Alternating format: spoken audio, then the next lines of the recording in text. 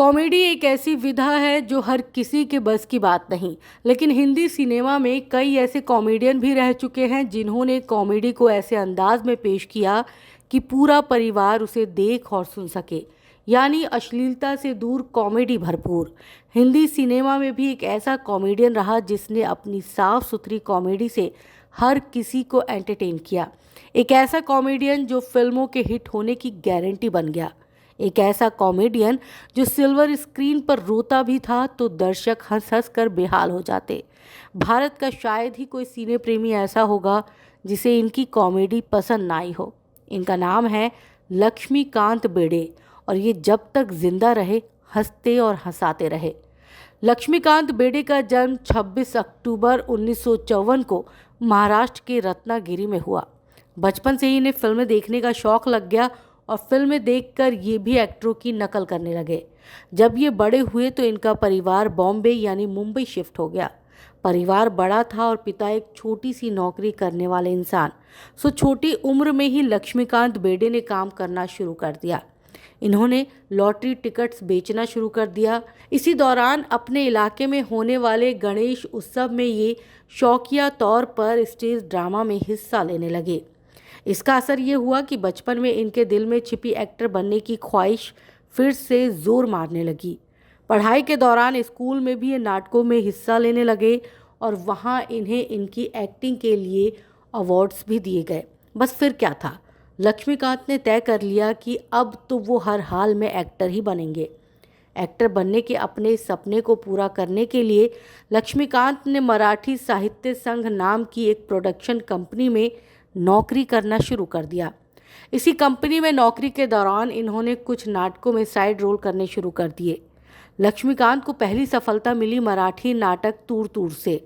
इस नाटक में लक्ष्मीकांत को पहली दफ़ा कोई बड़ा रोल मिला था और अपने पहले ही रोल में लक्ष्मीकांत ने धमाका कर दिया। दर्शकों को इनका ये किरदार बेहद पसंद आया।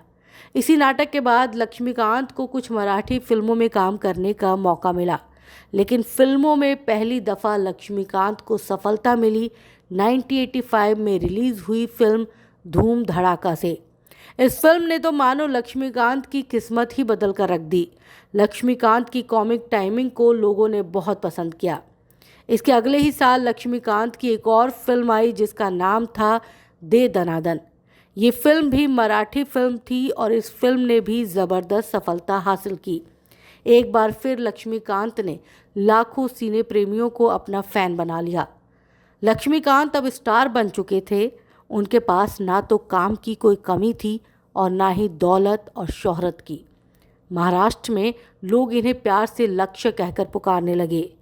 मराठी फिल्मों में धूम जमाने के बाद लक्ष्य यानी लक्ष्मीकांत ने रुख किया बॉलीवुड का और बॉलीवुड में इन्हें एंट्री मिली सलमान खान के साथ फिल्म मैंने प्यार किया से।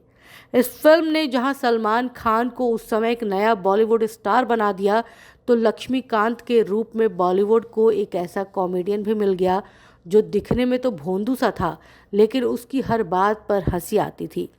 सलमान के साथ लक्ष्मीकांत ने और भी कई फिल्मों में काम किया।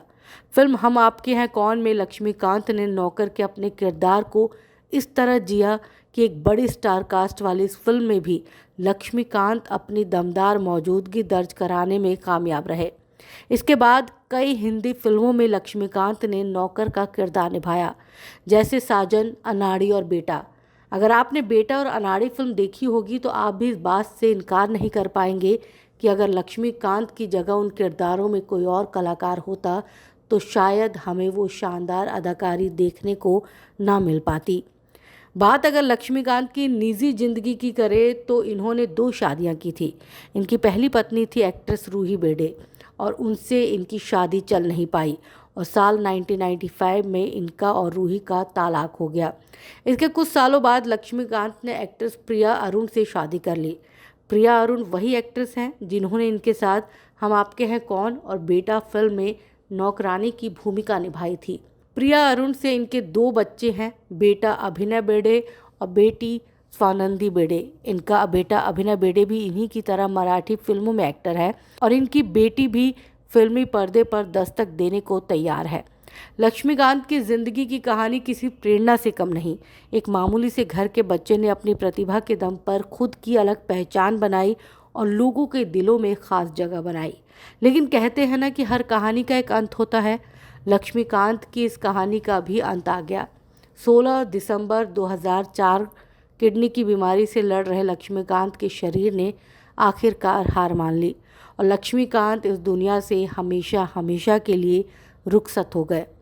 लक्ष्मीकांत जी को इस दुनिया से गए हुए कई साल हो चुके हैं, लेकिन फिल्मों में किए इनके काम ने आज भी लोगों के दिलों में उनको जिंदा रखा हुआ है।